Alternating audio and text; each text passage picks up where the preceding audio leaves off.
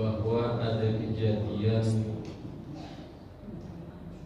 puluhan anak remaja di luar lingkungan RW 08 masuk ke Jalan Mawaraya dan berniat menyerang anak-anak remaja di lingkungan kita. Alhamdulillahnya bisa dicegah oleh teman-teman kita yang sedang berkumpul di halaman masjid. Oleh karena itu, kemudian dimintakan informasi dari salah seorang dari mereka bahwa mereka itu datang karena merasa ditantang oleh anak-anak remaja kita. Tapi informasi ini belum kita bisa konfirmasikan jadi benar atau tidaknya. Tetapi yang penting bukan soal benar atau tidaknya informasi tentang yang ditantang ataupun yang menantang, tetapi yang lebih penting adalah menjaga keamanan lingkungan kita, khususnya adalah menjaga keamanan dari anak-anak remaja kita. Oleh karena itu, sejak sore saya buat semacam edaran melalui grup WA. Nomor 1 yang isinya adalah meminta kepada pengurus RT dan para orang tua untuk mengingatkan anak masing-masing, mengingatkan anak-anak remaja di lingkungan RT masing-masing untuk tidak keluar pagar dari lingkungan RW 08. Jadi tidak ke jalan raya, tidak keluar pagar dari lingkungan RW 08. Yang kedua, yang biasanya anak-anak remaja kita berkeliling membangunkan sahur untuk sementara ditiadakan. Masing-masing orang tua meminta anaknya untuk tidak keluar rumah membangunkan sahur untuk sementara. Yang ketiga,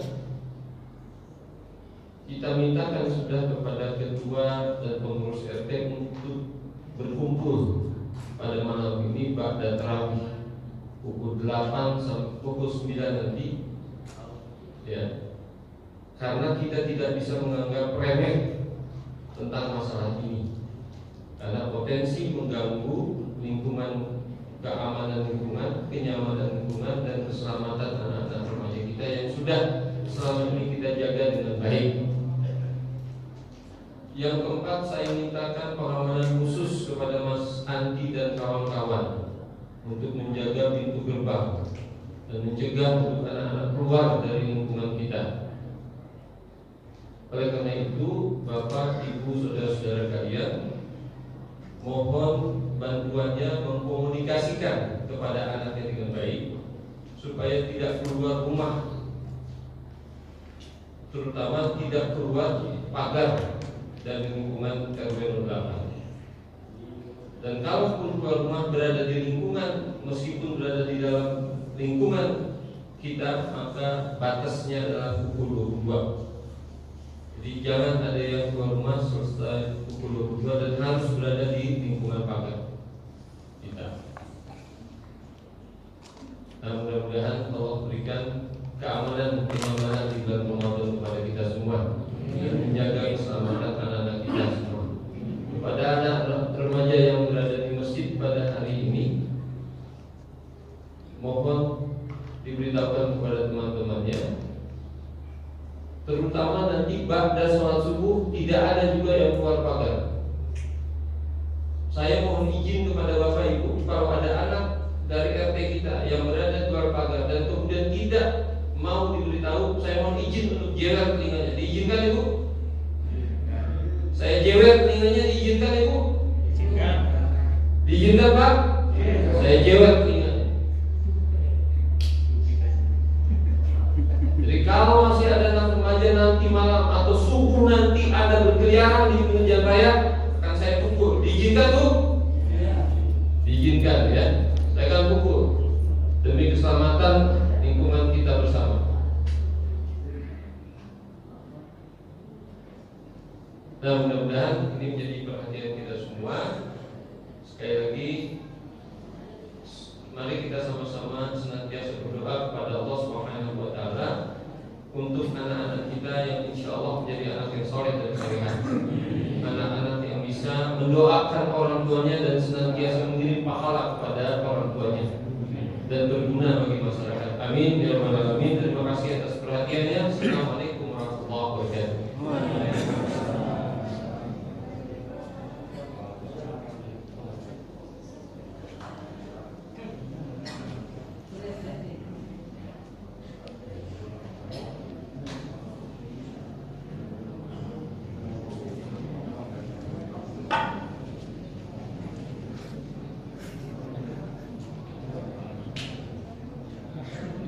Assalamualaikum warahmatullahi wabarakatuh.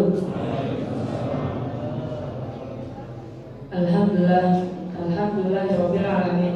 Assalatu wassalamu ala nabiyina Muhammad sallallahu alaihi wasallam wa ala ali Muhammad. Amma ba'du. Jamaah masjid yang dimuliakan Allah Subhanahu wa taala.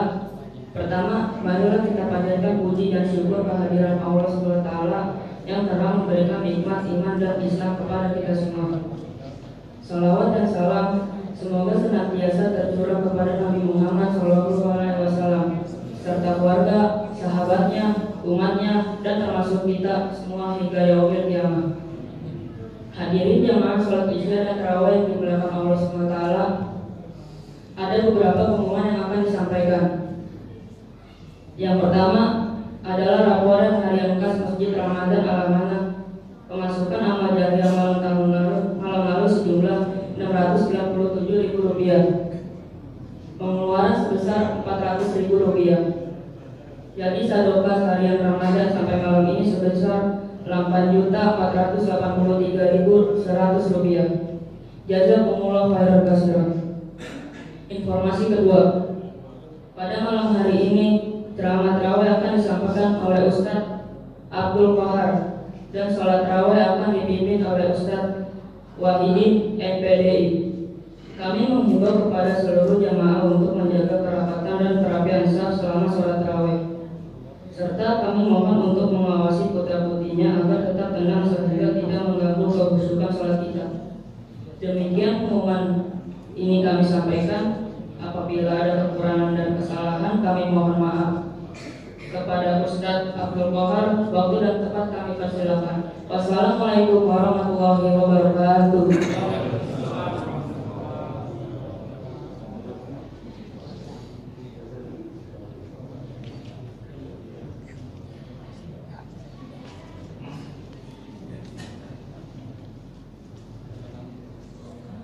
Bismillah, alhamdulillah, wa bihi nasta'inu ala umuri dunya waddin wa ala alihi wa sahbihi ajma'in. Ashhadu an la ilaha illallah wahdahu la syarika lah wa ashhadu anna Muhammadan abduhu wa rasuluhu alladzi la nabiyya ba'dah. Amma ba'du. Tahiyyatukum tahiyyatul Islam, tahiyyatul ukhuwah, tahiyyatul ahlil jannah, wa inna insyaallah min ahlil jannah. Assalamualaikum warahmatullahi wabarakatuh.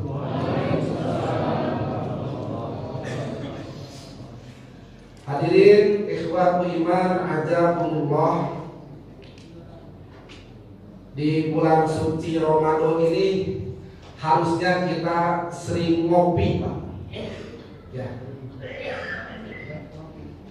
Saya ada ustadz saya, ada dokter juga.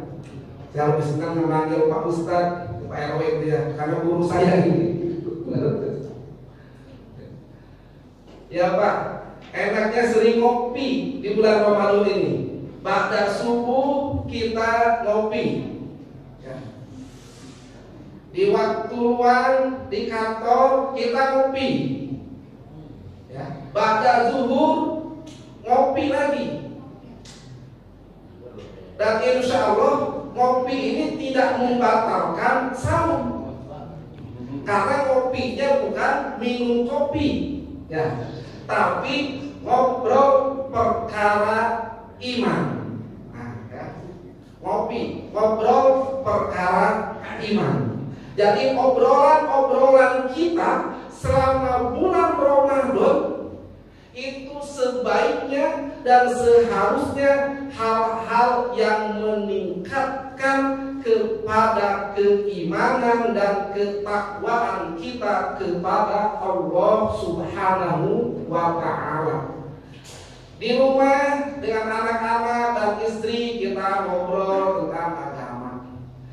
Di masjid kita ngobrol masalah agama. Di pekerjaan, waktu luang, waktu istirahat kita ngobrol agama. Dan insya Allah agama akan cepat tersiap. Hadirin ikhwatul iman, ngomong masalah iman ada 3 hal. Yang pertama, iman itu tasdiqun bil qalbi, meyakini dengan hati. Apa yang harus diyakini? Allahu Rabbi.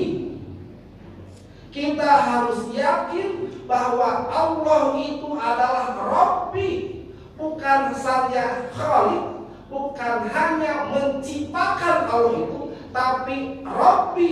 Apa Rabbi? Mengurus segala sesuatunya, mulai terkecil sampai yang paling besar. Kehidupan kita sehari-hari ini diurus oleh Allah Subhanahu wa ta'ala. Mulai napas kita sampai keluar angin saja itu diurus oleh Allah Subhanahu wa ta'ala. Coba Bapak, Ibu, kalau sehari tidak keluar angin, maaf, bahasanya tidak kentut begitu, kembung, sakit badan, ya. Sehari kita tidak kencing, kembung. Ini Allah yang punya urusan. Termasuk masalah rezeki, ya. Kita yakin masalah rezeki dari Allah, tapi kadang-kadang kita ragu-ragu juga. Nih salah satu hal rezeki yang ragu. Bapak punya anak gadis, ya. Ibu punya anak gadis. Ada laki-laki yang datang mau melamar. Yang ditanya pertama apa, Pak? Oh, yang ditanya pertama ke calon menantu apa?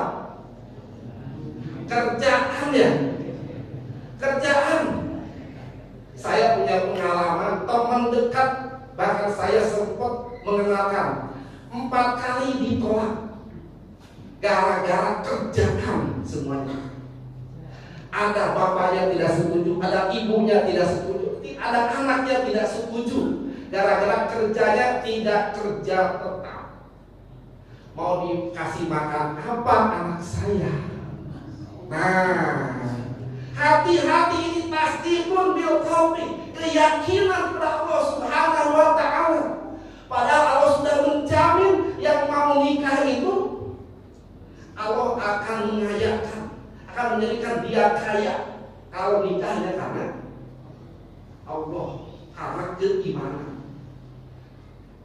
Rabbi, Allahu Rabbi, tasdiqun bil qalbi. Kemudian wabil islami dina. Dan kita harus yakin bahwa agama Islam, aturan Islam, apa yang telah Allah aturkan dalam Islam, semuanya adalah kebaikan untuk manusia di dunia dan di akhirat. Jadi hukum Islam, aturan Islam tidak perlu dipertimbangkan lagi, apalagi sampai ditawar-menawar. Itu sudah final. Kemudian tasdiqun bil qalbi juga wa bil Qur'ani imam. Dan Al-Qur'an adalah iman kita. Kita sebagai makmum. Namanya makmum harus taat, tunduk, patuh mengikuti imam. Kalau sholat tidak mengikuti imam, batal sholatnya, berjamaahnya batal. Kalau kita tidak mengikuti aturan Al-Quran, baik yang menyenangkan, yang menggembirakan, atau yang menyusahkan. Menyusahkan kata kita, kalau kata Allah tidak, ya. Atau merasa pahit begitu. Seperti ada satu ayat yang pahit rasanya buat ibu-ibu, ya Bu. Apa Bu? Ayat poligami, ya Bu. Kayaknya ibu-ibu susah menerima ayat itu, ya, berat kayaknya, ya kan?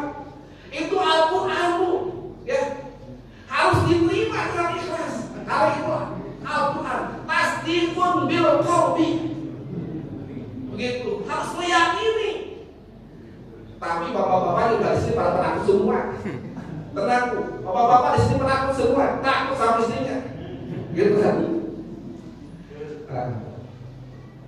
Wabil Qur'ani imaman. Kemudian wabi Muhammadin nabiyya wa rasulah. Kita pun yakin, seyakin-yakinnya bahwa Nabi Muhammad adalah utusan Nabi dan utusannya. Bagaimana cara mengaplikasikan bahwa kita yakin kepada Nabi Muhammad sebagai utusan? Adalah dengan cara mengikuti segala yang dibawa oleh Nabi Muhammad. Bukan hanya masalah sholat, bukan hanya masalah saum, bukan hanya masalah haji, tapi masalah politik, masalah muamalah, masalah rumah tangga, masalah perdagangan. Yang harus dijadikan suri tauladan adalah Nabi Muhammad Sallallahu Alaihi Wasallam. Itu namanya tasdiqun bil qalbi. Walaupun kita mengaku terus selawat kepada Nabi Muhammad, tapi kita mengingkari sunnah-sunnahnya, ya, sama saja dengan mobil, gitu ya. Kemudian termasuk tasdiqun bil qalbi adalah wabil mu'minina ikhwana, dan orang-orang muslim yang kelihatan, yang tidak kelihatan, yang dekat, yang jauh, yang satu kampung, yang satu negara, yang di luar negara, adalah ikhwana. Mereka saudara kita. Antara kaum muslimin satu dengan yang lainnya adalah ikhwan, bersaudara. Kal jasadil wahid, kal bunyan, kata Rasulullah Shallallahu Alaihi Wasallam. Karena bersaudara, maka harus ada ta'awun, harus ada saling tolong menolong antara satu saudara yang satu dengan saudara yang lainnya. Tidak bisa kita melihat saudara tertindas, kita bantu. Tidak bisa kita melihat saudara susah, kita tolong. Dan itulah semangat orang Islam. Semangatnya adalah menolong dan menolong, memberi dan memberi. Hadirin ikhwat iman yang dimuliakan oleh Allah Subhanahu wa taala. Kemudian yang kedua, perkara iman itu adalah iqrarun bil lisan. Mengikrarkan dengan lisan, dengan mengucapkan dua kalimat syahadat. Bapak Ibu, kita sehari berapa kali membaca syahadat? Berapa kali? 11? 17? Di dalam sholat, ya, kita lihat. Sholat subuh kita baca syahadat sekali dalam tahiyat. Sholat zuhur 2 kali. Sholat asar 2 kali. Sholat maghrib 2 kali. Sholat isya 2 kali. Jadi 9 kali di sholat wajib saja kita membaca syahadat. belum di sholat sunnahnya, belum di suara azan, belum di suara qomat. Sudah ratusan kali mungkin kita dalam sehari kita bersaksi, asyhadu alla ilaha illallah wa asyhadu anna Muhammadar Rasulullah. Tinggal kita mengaplikasikan diri syahadat itu. Ikrar kita itu bukan hanya bilisan, tapi bagaimana lisan kita bisa bermakna syahadat. Lisan yang keluar dari lisan kita itu mengandung makna-makna yang baik, menyenangkan orang lain, tidak pernah menyakiti orang lain. Hadir ikhwat iman. Dan ikrar bilisan juga termasuk dalam hal pakaian. Nih, lihat, saya seorang muslim. Lihat pakaian saya seorang muslim, begitu kan ya? Nah, begitu. Jangan saru ini orang Islam atau bukan, karena dilihat dari pakaiannya tidak mencerminkan orang Islam. Kalau bapak-bapak mah gampang, ya. Auratnya gampang. Ibu-ibu, anak-anak gadis. Ibu, ikrarkan diri bahwa saya adalah seorang muslimah, minimal dengan pakaian. Ikrarkan anak gadis ibu bahwa anak gadis saya adalah seorang gadis muslimah. Tandanya nutup aurat. Pakaian perempuan itu seluruh badan kecuali telapak tangan dan muka. Begitu, ikrarkan. Ikrarun bil lisan.